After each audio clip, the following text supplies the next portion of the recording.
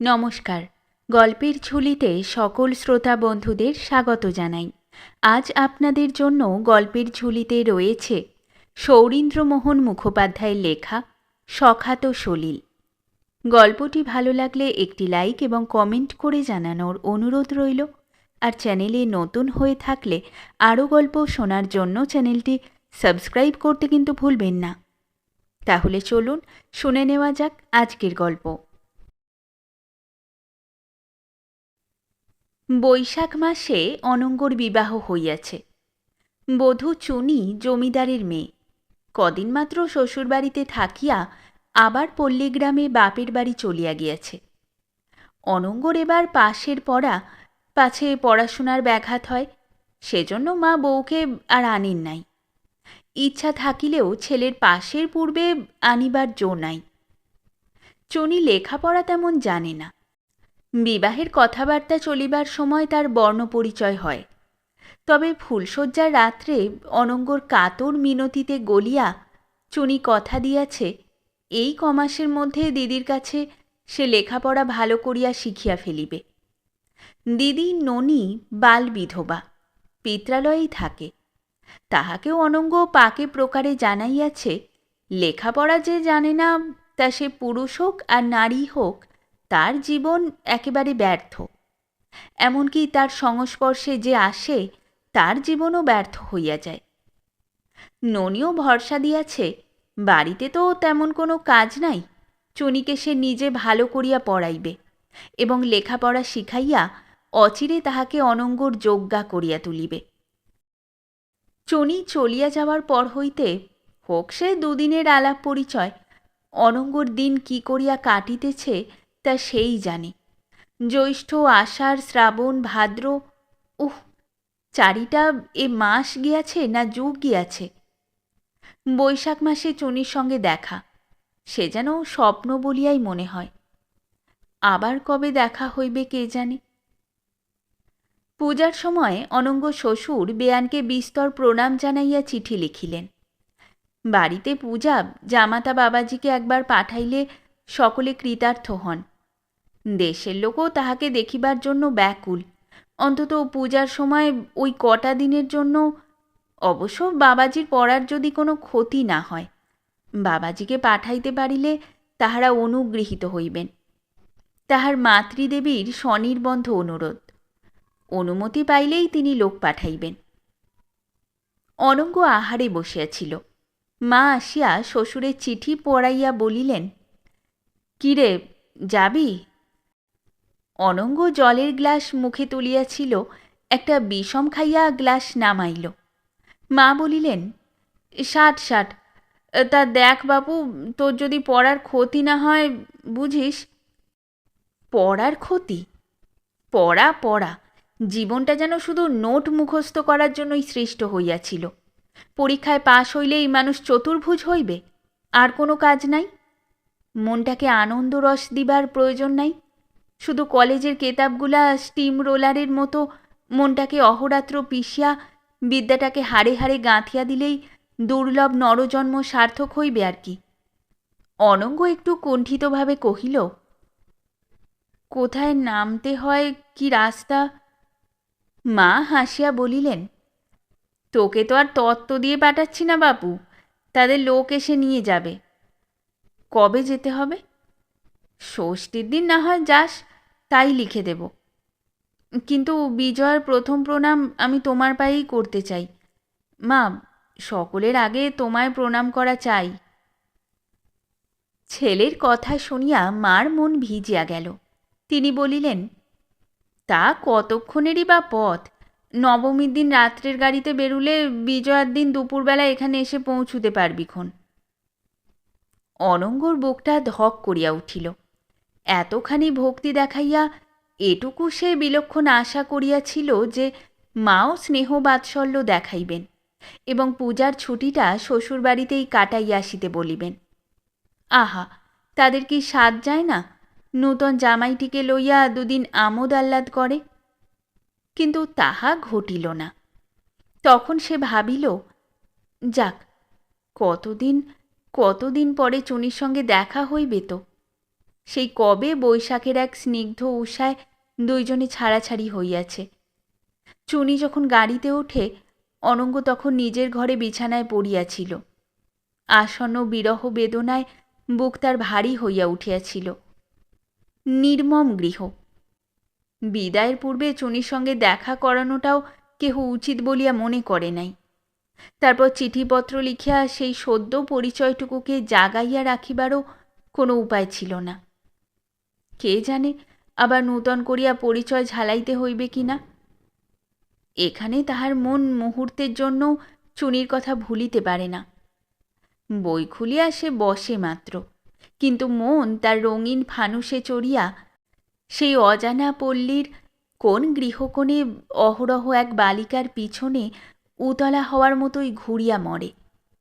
চুনি কি সেখানে বসিয়া তার কথা এমন করিয়া ভাবে? সপ্তমীর দিন বেলা 12টার সময় অনঙ্গ শ্বশুরবাড়ি পৌঁছিল। অভ্যর্থনার ধুম দেখিয়া সে কুণ্ঠিত হইয়া পড়িল। বিশ্রামের পর স্নানাহার সারিয়া লইতেই দিদি শাশুড়ি বলিলেন, একটু গড়িয়ে নাও ভাই, রাত্রে গাড়িতে ঘুম হয়নি ভালো। এক সুমধুর সম্ভাবনায় অনঙ্গর প্রাণটা নাচিয়া উঠিল। সে নির্বাক সম্মতি জানাইয়া দিদি শাশুড়ির অনুসরণ করিল। দক্ষিণের এক বড় ঘরের মেঝের উপর গদি পাতা পাটি বিছানো বিছানা ছিল। দিদি শাশুড়ির ইঙ্গিতে অনঙ্গ আসিয়া বিছানায় বসিল। দিদি শাশুড়ি তাহাকে শুইতে বলিয়া সঙ্গিনী বালিকার দলকে তর্জনের সুরে আদেশ দিলেন, তোরা সব চলে আয় দিকিন, ও একটু ঘুমুক। একজনের আসার আশায় এপাশ ওপাশ গড়াইয়া অনঙ্গর শেষে বিরক্তি ধরিল। সে কিন্তু আসিল না। অনঙ্গর মনটা খেপিয়া উঠিবার মতো হইল। এ কি ব্যবহার? সে কি তোমাদের এখানে দুইখানা লুচি খাইতে আসিয়াছে? না তোমাদের জমিদারি পূজার সমারোহ দেখাইয়া তোমরা তার তাক লাগাইয়া দিতে চাও? সে তো কোনোটারই ধার ধারে না। সে আসিয়াছে শুধু মিলনের ব্যগ্র প্রত্যাশা লইয়া, বিরহের গ্লানি মুছিতে। সে কথাটা কেহই কি খেয়াল করিবে না? অনঙ্গ ভাবিল, জ্যেষ্ঠা শ্যালিকার সঙ্গে দেখা হইলে ইহার একটা বোঝাপড়া সে করিয়া লইবে। শ্বশুরের পুত্র দুটি নেহাত নাবালক। তারা তাদের এই নূতন ভগ্নিপতিটির কাছে ঘেঁষ দিতে যথেষ্ট সংকোচ বোধ করিল। দূর হইতে অনেকখানি সম্ভ্রমপূর্ণ দৃষ্টি প্রেরণ করিয়াই তারা তাদের কৌতূহল পূরণ করিয়া লইল। অনঙ্গ ভাবিল, তাহাদের একবার কাছে পাইলেও নয় চুনির কথাটা সে পারিয়া দেখে। প্রকাণ্ড বাড়ি লোকের ভিড়ে গমগম করিতেছে। নানা চেহারার বিচিত্র নরনারী তাহাকে দেখিয়া কৌতূহল মিটাইয়া লইতেছে। কিন্তু হায়, কোথায় তার সেই আপনার জনটি, চিরবাঞ্ছিতা প্রিয়া? তার চিত্তে কি এক বিন্দু কৌতূহল নাই? চুনি কি তাহাকে ভুলিয়া গেল? কথাটা মনে হইতেই এক গূঢ় বেদনায় প্রাণ তার ঝনঝন করিয়া উঠিল। সে দীর্ঘ নিঃশ্বাস ফেলিল। এমন সময় শুভ্রবসনা এক কিশোরী আসিয়া মৃদু কোমল কণ্ঠে ডাকিল, অনঙ্গ। অনঙ্গ ফিরিয়া দেখে জ্যেষ্ঠা শ্যালিকা ননীবালা। সুন্দর মুখে সংযমের শান্ত মাধুর্য, ঠোঁটের কোণে সরল হাসির দীপ্তি, সমস্ত অবয়বে লজ্জার এক কমনীয় লালিত্য ফুটিয়া রহিয়াছে। ননীর হাতে শ্বেতপাথরের ছোট একখানি রেকাবি, রেকাবিতে জলখাবার। ননী দ্বারের দিকে চাহিয়া ডাকিল, বিন্দু, আসন নিয়ে এলি? এক প্রৌঢ়া দাসী আসিয়া আসন পাতিয়া দিল। ননী জলখাবারের রেকাবি নামাইয়া কহিল, নাও ভাই, রস। শ্বশুরবাড়ির হৃদয়হীন আচরণে অনঙ্গর একটু পূর্বেই ভারী রাগ ধরিয়াছিল, কিন্তু এ মূর্তির এই স্নেহময় সরল কণ্ঠস্বরে সে রাগ মুহূর্তে সরিয়া গেল। ইহার কথার প্রতিবাদ করাও নিষ্ঠুরতা। অনঙ্গ গিয়া আসনে বসিল। ননী কহিল, ও বেলায় পূজার কাজে ব্যস্ত ছিলুম, তাই আসতে পারিনি ভাই, কিছু মনে করো না। চুনিকে এত বোঝালুম, ঠাকুমা কত টানাটানি করলে, তা মেয়ে একেবারে লজ্জায় ঘাড় গুঁজে পড়ে রইল। এত লোকজনের মাঝে ছেলে মানুষ কি না, লজ্জায় আসতে পারলে না। এই গোলমাল, তা তুমি তো 2-4 দিন আছো। অনঙ্গ ঘাড় হেঁট করিয়া জানাইল, না, কালই তাকে যাইতে হইবে। কাল নেহাত না ঘটে তো নবমীর দিনে যাওয়া চাই।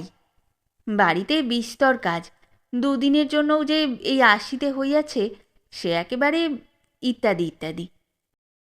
রাত্রি 12টার সময় যাত্রা আরম্ভ হইল।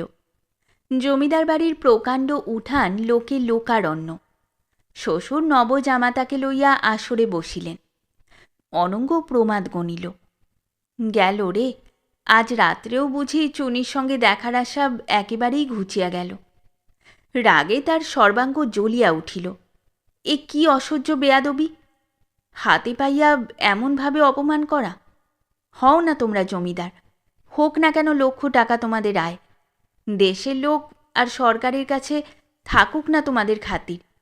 অনঙ্গও জামাই, তারও একটা প্রাপ্য খাতির আছে। সে তো আর পাড়াগাঁয়ের অজভূত নয় যে যাত্রার সং দেখাইয়া ভুলাইয়া দিবে। সে কি এতটা পথ কষ্ট করিয়া আসিয়াছে তোমাদের এই পল্লীগ্রামের মজলিসে বসিয়া ওই লক্ষ্মী ছাড়া তামাশা দেখিবার জন্য? অথচ এ বিষয়ে প্রকাশ্য কোনো ইঙ্গিত করাও ভালো দেখায় না, আত্মসম্মানে ঘা লাগে। অনঙ্গ ভাবিল একটা ফিকির করা যাক। সে সেই আসরে বসিয়াই নিদ্রার ভান করিল, ঔষধ ধরিল। শ্বশুর কহিলেন, তোমার ঘুম পাচ্ছে, তুমি ঘুমিয়ে পড়োগে বাবা। তখনই ভৃত্যের প্রতি আদেশ প্রচার হইল। ভৃত্য জামাইবাবুকে উপরকার ঘরে আনিয়া খাটের উপর শয্যা দেখাইয়া দিল। রাত্রেও আসার সেই নিষ্ঠুর ছল অভিনয়। ঘরের বাহিরে কাহারও নূপুরে মৃদু রাগিনী বাজিয়া উঠিল না, কাহারও চরণ শব্দ পাওয়া গেল না। অনঙ্গর বুকটা অসহ্য দুঃখে ফাটিয়া পড়িবার মতো হইল। শুইয়া শুইয়া রাগে সে ফুলিতেছিল। প্রতিশোধ লইবার দারুণ বাসনা মনের মধ্যে বিষম ঝড় তুলিয়া দিল। তীব্র জ্বালায় অস্থিপঞ্জরগুলা তার জ্বলিয়া ছাই হইতে লাগিল। তারপরেই অকরুণ দেশের অকরুণ আচরণের কথা ভাবিতে ভাবিতে কখন যে ঘুমাইয়া পড়িল তাহা সে জানিতেও পারিল না। সহসা তাহার মনে হইল পায়ের তলায় কে যেন আসিয়া বসিয়াছে। কার এই কোমল স্পর্শ? চুনির? অনঙ্গ চোখ খুলিল না। পায়ের কাছে নির্বাক মূর্তি নির্বাকভাবেই বসিয়া রহিল। থাক বসিয়া, অনঙ্গ কখনোই চুনির পানে চাহিয়া দেখিবে না, কোনো কথা কহিবে না। রাত্রিটা কোনো মতে পোহাইলে হয়। সকলের প্রাণে প্রতিশোধের এমন মুষল হানিয়া সে প্রস্থান করিবে। কাহারও সঙ্গে কথা কহিবে না, এখানে জল স্পর্শও করিবে না। 2-4টা কথা যদি কহিতেই হয় তো তাহাতে এমন ঝাঁঝ সে মিশাইয়া দিবে যে সকলে বুঝিবে, হ্যাঁ, এও একটা মানুষ, ইহারও খাতির করা চাই। জমিদারের জামাই বলিয়া সে যে অনাদর সহিয়াও পোষা কুকুরটির মতো নিরীহ আবদারে লেজ নাড়িবে তেমন পাত্র সে নয়। ওই যে পদতলাসীনা উঠিয়া দাঁড়াইল। অনঙ্গ চোখ চাহিল না। চুনি আসিয়া তাহার বুকের উপর মুখ রাখিল, কহিল, আমায় মাপ করো লক্ষ্মীটি, লোকের ভিড়ে আমি আসতে পারিনি, পাছে সকলে ঠাট্টা করে। অনঙ্গ তবু কোনো কথা কহিল না। সে বড় বেদনা পাইয়াছে। এত বড় অপরাধ, এত সহজে তা ক্ষমা করা চলে না। চুনি বুকে মাথা রাখিয়া কহিল, কথা কবে না? রাগে অনঙ্গর সমস্ত মনটা তখনও জ্বলিতেছিল। চুনিকে সজোরে ঠেলিয়া সে বুক হইতে সরাইয়া দিল। একটা শব্দ হইল। অনঙ্গর ঘুম ভাঙিয়া গেল। সভয়ে সে উঠিয়া বসিয়া দেখে, কোথায় চুনি, কোথায় কে? এতক্ষণ সে স্বপ্ন দেখিতেছিল। স্বপ্নের ঘরে পাশ বালিশটাকেই চুনি কল্পনা করিয়া ঠেলা দিয়া একেবারে খাটের নিচে ফেলিয়া দিয়াছে। বাহিরে জুরির দল তখন চিৎকার স্বরে গান ধরিয়াছে, ওরাই বসে আছো নিদ্রে ছেড়ে জারি আসার আশায়, ওগো যামিনী সে পোহায় সুখে চন্দ্রাবলীর বাসায়। ওধারে যাত্রা খুব জমিয়া গিয়াছে। পরদিন সকালে অনঙ্গ জানাইল আজ তাকে বাড়ি ফিরিতেই হইবে, না গেলে বিস্তর ক্ষতি হইবে, যাওয়া চাই। শালিকা ননিবেলা আসিয়া বুঝাইল, শ্বশুর বুঝাইলেন, দিদি শাশুড়িও বিস্তর কথা পারিলেন, কিন্তু অনঙ্গর সংকল্প অটল অচল। অগত্যা সকলে হাল ছাড়িয়া দিলেন। বেলা ৩টায় ট্রেন।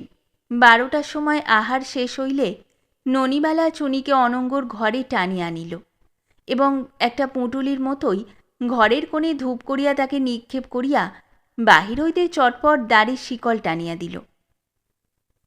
অনঙ্গ কোনো কথা না কহিয়া খাটের উপর গম্ভীর মুখে বসিয়া রহিল। অনেকক্ষণ এমনভাবে কাটিয়া গেলে সে এক নিঃশ্বাসে কহিল, আমি চললুম চুনি, তোমার হাড়ে বাতাস লাগবে এবার। আর কখনো তোমার পথে বিঘ্ন হয়ে এসে দাঁড়াবো না। তুমি এখানে পরম সুখে নিশ্চিন্ত চিত্তে থাকতে পারো। ভেবো তোমার লক্ষ্মী ছাড়া স্বামীটা মরেছে, তোমার আপদ দূর হয়েছে।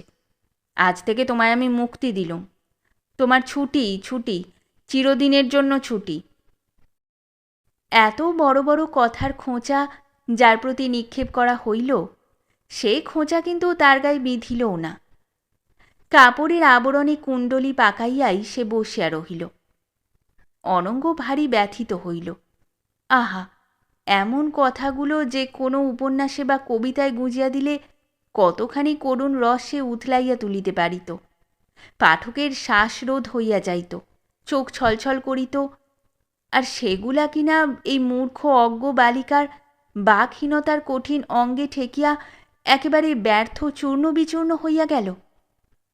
হারে অদৃষ্ট, এই কথায় পাষাণী প্রিয়া একটুও চঞ্চল হইল না। এ দুঃখ যে রাখিবার ঠাঁই নাই। অনঙ্গ উঠিয়া দাঁড়াইল, জোর করিয়া চুনির মুখের কাপড় টানিয়া করুণ কণ্ঠে ডাকিল, চুনি। চুনি চমকিয়া তার আয়ত নয়নের এমন একটি নির্বাক সজল দৃষ্টি অনঙ্গর মুখের উপর স্থাপিত করিল যে তাহাতে অনঙ্গর সর্বশরীর ঝিমঝিম করিয়া উঠিল। সে চোখের ভাষা বড় করুণ, বড় তীব্র। সকল মৌনতাকে নিমেষে সে মুখর করিয়া তুলিল। অনঙ্গ চুনির হাত ধরিয়া তাহাকে খাটে বসাইল। বড় সুন্দর মুখখানি, নিদ্রাহীনতার সুস্পষ্ট ম্লানিমা সে সৌন্দর্যে বেশ মধুর একটি লালিত্যের ছায়াপাত করিয়াছে। অনঙ্গর সংযম টুটিল। সে সেই মুখখানি অজস্র চুম্বনে ভরাইয়া দিল। তারপর অনেক কথা সে কহিয়া গেল। এ কয় মাস চুনির অদর্শনে কি অসহ্য যন্ত্রণাই না সে ভোগ করিয়াছে। পূজার নিমন্ত্রণে কতখানি আশা বুকে লইয়া সে এখানে আসিয়াছিল। সে এখানে পূজা দেখিতে আসে নাই, যাত্রা শুনিতে আসে নাই। সে আসিয়াছিল শুধু তার জীবন সর্বস্ব চুনির এই সুন্দর মুখখানি দেখিবার জন্য, তার সঙ্গে এ দুইটা প্রাণের কথা কহিবার জন্য। চুনি মাথা নিচু করিয়া সব কথা শুনিল। তারপর ম্লান চোখে স্বামীর পানে ফিরিয়া চাহিল। যে জন্য তাকে এ ঘরে পাঠানো হইয়াছে সেটা কোনো মতে বলিয়া ফেলিলেই সে দায় মুক্ত হয়। সেটুকু বলিবার জন্যই সে অস্থির হইয়া পড়িয়াছিল। বেশিক্ষণ এ ঘরে থাকিলে গঙ্গাজলের কাছে প্রকাণ্ড কৈফিয়ত দিতে হইবে। একবারই লোকের তীব্র বিদ্রূপ দৃষ্টির সম্মুখে অত্যন্ত অপরাধীর মতো দাঁড়াইতে হইবে। টিটকারিও বড় অল্প সহিতে হইবে না। সে বড় গলা করিয়া সঙ্গিনীদের বলিয়াছিল, আমার অমন বরকে দেখবার জন্য প্রাণ ছটফট করে না। বেশিক্ষণ এখানে থাকিলে এ দর্প কোথায় থাকিবে? তাই স্বামীর বক্তৃতা থামিলে প্রথম অবসরে সেই কথাটাই সে পারিয়া বসিল। অদর্শন বিরহ যন্ত্রণা এসবের কোনো ধার সে ধারিত না। মা ও ঠাকুমার শেখানো বুলিয়া আওড়াইয়া গেল। চুনি কহিল, আজ তো তোমার থাকবার কথা ছিল, সকলেই বলছে থাকো না। থাকার হয় না চুনি। মা বলছিল, ঠাকুমা বলছিল, দিদি বলছিল, আজ তুমি মনে করলেই থাকতে পারতে। পারতুম চুনি, কিন্তু এখন আর পারা যায় না। কাল রাত্রে তুমি যদি একটিবার আসতে তাহলে আজ স্বচ্ছন্দে থাকতে পারতুম। তবে যে বলছে তোমার কি কাজ আছে সেখানে? চুনির মুখে দুষ্ট কৌতুকের হাসি ফুটিল। অনঙ্গ বলিল, সে কাজ এ কদিন পরেও হতে পারত। তবে বুঝি কাজের কথাটা মিছে করে বলেছে? চুনির ঠোঁটের হাসিটুকু আরও স্পষ্ট হইল। অনঙ্গ গম্ভীর কণ্ঠে বলিল, তাই বটে, তোমার ওপর অভিমান করেই বলেছি। কী জন্যে থাকবো এখানে? কেনই বা থাকবো? তোমার সঙ্গে দুদিন মোটে দেখাই হলো না। কাল এলে না কেন রাত্রে? যাত্রা শুনছিলে বুঝি? হ্যাঁ। অনঙ্গ আবার একটা খোঁচা দিবার অভিপ্রায় কহিল, যাত্রা কেমন শুনলে? সুস্পষ্ট সহজ সুরে উত্তর মিলিল, বেশ। তুমি উঠে গেলে কেন? বাবার কাছে বসেছিলে, আমি চিকের আড়াল থেকে দেখছিলুম। তোমার বুঝি ভালো লাগছিল না? অনঙ্গ কহিল, না। পরক্ষণেই একটু হাসিয়া সে আবার বলিল, তুমি আমায় চিনতে পেরেছিলে? সেই তো কবে দেখেছ। বারে, তা বুঝি আর মানুষ চিনতে পারে না? তার উপর তোমার সেই ফটোগ্রাফখানা মাঝে বাঁধিয়া আমাদের ঘরেই টাঙিয়ে রেখেছে। সে ফটোগ্রাফ তুমি রোজ দেখো? লজ্জা করে না কেউ যদি ধরে ফেলে? সে ঘরে 24 ঘন্টায় তো আর লোক থাকে না। এ কথায় অনঙ্গ আনন্দ পাইল। তবে তো চুনি পাষাণী নয়, তার হৃদয় আছে। বাহির হইতে এমন সময় ননি কহিল, তোমার গাড়ি তৈরি অনঙ্গ? চুনি খাট হইতে একেবারে ঝাঁপাইয়া দূরে সরিয়া গেল। মৃদু কণ্ঠে কহিল, তাহলে আসি। মাকে তাহলে বলবো কি যে আজ তোমায় যেতেই হবে? এ কথার কোনো উত্তর অনঙ্গ আর দিতে পারিল না। তার চোখে জল আসিয়াছিল। নিজের হঠকারিতায় নিজের উপর রাগও যে না ধরিয়াছিল এমন নয়। নিজেই সে অধৈর্যের ঝোঁকে নিজের সুখটুকুকে পায়ে চাপিয়া গুঁড়া করিয়া দিয়াছে। তার কলিকাতায় ফিরিবার কি এমন প্রয়োজন ছিল? কিছু না। তবে শুধু রাগের মাথায় একটা কথার কথা বলিয়া ফেলিয়াছে বই নয়, কিন্তু সেই কথাটুকুর জন্যই যে কোনো মতে আর থাকিয়া যাওয়া যায় না। লোকে কি ভাবিবে? প্রকৃত কারণটা এখনই প্রকাশ হইয়া পড়িবে। সকলে উপহাসের হাসি হাসিবে। ওদিকে আবার গাড়ি অবধি প্রস্তুত। নিজের নির্বুদ্ধিতার কথা ভাবিয়া তার প্রাণটা হায় হায় করিয়া উঠিল। ব্যস্তবাগী সবার এই ফল। ওরে লক্ষ্মী ছাড়া, ওরে ধৈর্য হারা, আর একটু ধৈর্য যদি ধরিয়া থাকতিস, আর একটু। ননি ঘরে ঢুকিয়া বলিল, নেহাত চললে ভাই, আমাদের বড় কষ্ট রইল, কিন্তু ভালো করে দুটো কথা পর্যন্ত কইতে পেলুম না। কি করব বলো? তোমার কাজের ক্ষতি হবে বলছ, কাজেই আমরাও আর জেদ করতে পারি না। মা বড্ড দুঃখ করছিলেন। অনঙ্গ ভাবিল, না হয় সে কাজের কথা বলিয়াই ফেলিয়াছে। তাহাতে মহাভারত এমন কি অশুদ্ধ হইয়া গিয়াছে যে তোমরা আরেকটু জেদ করিতে পারো না? সকলে মিলিয়ে আরেকটু জেদ করিলেই যে থাকিয়া যাই। ওগো, করো গো, একবার তোমরা একটু জেদের অনুরোধ করো। কিন্তু হায়, সে অনুরোধ সে জেদ কেহ করিল না। দিদি শাশুড়ি শুধু বলিলেন, বড়দিনে ছুটিতে আবার এসো দাদা, এ আমোদ আহ্লাদ কিছুই হলো না। শাশুড়ি পল্লীগ্রামের মেয়ে, জমিদার বাড়ির পুরাতন প্রথা ঠেলিয়া জামাইয়ের সঙ্গে কথা কহিতে পারেন না। অবগুণ্ঠনের অন্তরালে মুখ লুকাইয়া নীরবেই দাঁড়াইয়া রহিলেন। বেচারা অনঙ্গকে যাইতে হইল। যাইবার সময় দিদি শাশুড়ির দিকে চাহিয়া বাহিরে ঠোঁটের কোণে জোর করিয়া একটু হাসি রেখা ফুটাইয়া তুলিলেও ভিতরটা তার ধু ধু করিয়া জ্বলিয়া যাইতেছিল। গাড়ি স্টেশনের দিকে ছুটিল। পথের দুই ধারে বাগানের সারি। বাগানের গাছপালা, শান্ত স্নিগ্ধ পল্লীর এই শ্যামল শ্রী সমস্তই অনঙ্গর চোখে ঝাপসা ঠেকিতেছিল। সে একটা নিঃশ্বাস ফেলিল। এখনও যে আশা মোটেই নাই এমন নয়। ট্রেনখানা যদি কোনো গতিকে ফেল করা যায়, আহা, তেমন ভাগ্য। ওই যে রেল লাইন দেখা যায়, সিগন্যাল কই পড়িয়া নাই তো। অনঙ্গ ঘড়ি খুলিয়া দেখে ট্রেনের সময় উতরাইয়া গিয়াছে। তার আঁধার চিত্তের মধ্যে আশার একটু ক্ষীণ বিদ্যুৎ চমকিয়া উঠিল। কিন্তু স্টেশনে গিয়া সে শুনিল টাইম হইয়া গিয়াছে বটে, তবে ট্রেন লেট। শ্বশুরের যে কর্মচারীটি সঙ্গে আসিয়াছিল সে কহিল, আহ, বাঁচা গেল, ট্রেন ফেল হলে আজ আমায় কম বকুনি খেতে হতো। বাবু বিশেষ করে বলে দিয়েছেন ট্রেন ধরিয়ে দেওয়া চাই, না হলে আপনার ক্ষতি হয়ে যাবে। কর্মচারী স্বস্তির নিঃশ্বাস ফেলিয়া পকেট হইতে ডিপা বাহির করিয়া একটা পান মুখে দিল এবং বিড়ি কিনিবার উদ্দেশ্যে চুরুটওয়ালার সন্ধানে সরিয়া পড়িল। অনঙ্গ অত্যন্ত হতাশভাবে প্ল্যাটফর্মের বেঞ্চে আসিয়া বসিল। তার মাথা ঝিমঝিম করিতেছিল।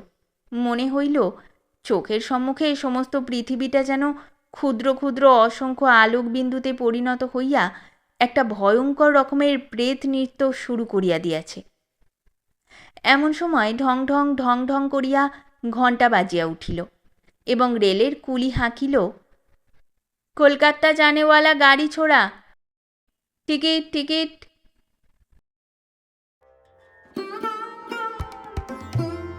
শেষ হলো আমাদের আজকের গল্প।